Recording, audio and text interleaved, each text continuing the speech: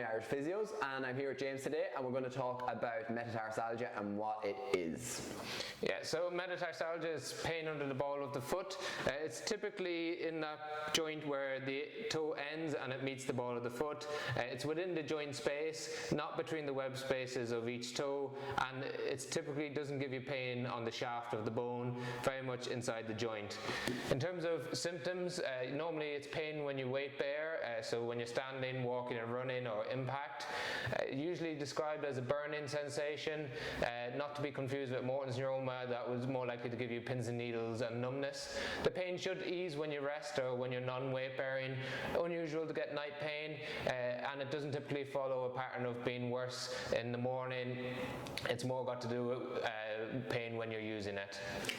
When we're in clinic, what we're looking out for is what can cause this. So there's different things that we would be looking out for. So there's environmental causes, as well as biomechanical causes, as well as like other structural changes that can cause this issue. Main things we would find is that people will get this if they start to overload. So that's increasing their activity just a little bit too quickly. So that could be starting to run a lot more, starting to walk a lot more, especially when the weather's quite good, those kind of things can occur. We're also looking at patients that have maybe a flatter foot or less control around the foot. That can lead to a little bit of overload through the area. Also weaknesses in around that ankle and foot, we try and assess for those that may contribute to it.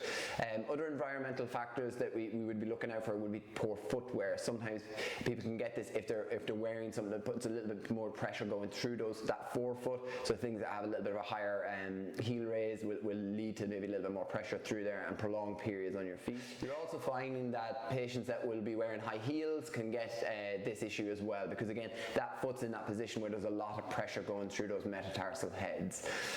From a diagnostic perspective, we can use clinical assessment to try and find for this, as James was mentioning, pain on palpation and all those kind of things. But from an imaging point of view, you can go down diagnostic ultrasound, which can look for any inflammation within that joint space. Again, you're using this in correlation with the symptoms that you're describing, as well as the clinical examination. You can also be sent for an MRI, which can also do the same thing, looking for any inflammation in and around those areas. Plus the MRI is helpful in ruling out other issues such as like stress fractures that could be leading to pain in and around that general area too. So when someone comes into clinic to see us, we normally have a discussion around the symptoms, and then treatment is mostly about offloading it. It's very much an inflammatory condition, so we talk about things that you can do, such as reducing your step count, wearing cushioned shoes, looking at something like insoles or a padded sole that we can put underneath the forefoot. Then we normally look at biomechanics once the pain has settled down a little bit. It's looking at to see if there's anything that might be causing it by how you move.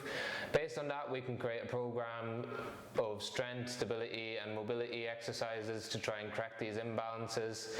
Sometimes off-the-shelf insoles aren't sufficient, and we look at making you a custom insole, and we often give advice on what type of running trainer or day-to-day footwear you can use to calm it down. Sometimes we refer onwards for ultrasound guided injection to try and calm down the joint. After that, you might spend a period of time in a boot to allow the injection to take effect, and then we'd recommence physio. In most instances, physio is successful in treating this, and it's very rare that we would refer for surgery or anything else. So ultimately, physiotherapy plus or minus an injection if needed is what helps cure metatarsalgia. Anything else to put on that, John? I think that we have a video below that you can click onto that has some easy exercises that you can start off with, so give them a try. Any questions you have, drop it in a comment for us, and we can hopefully get back to you if you have any burning questions for us.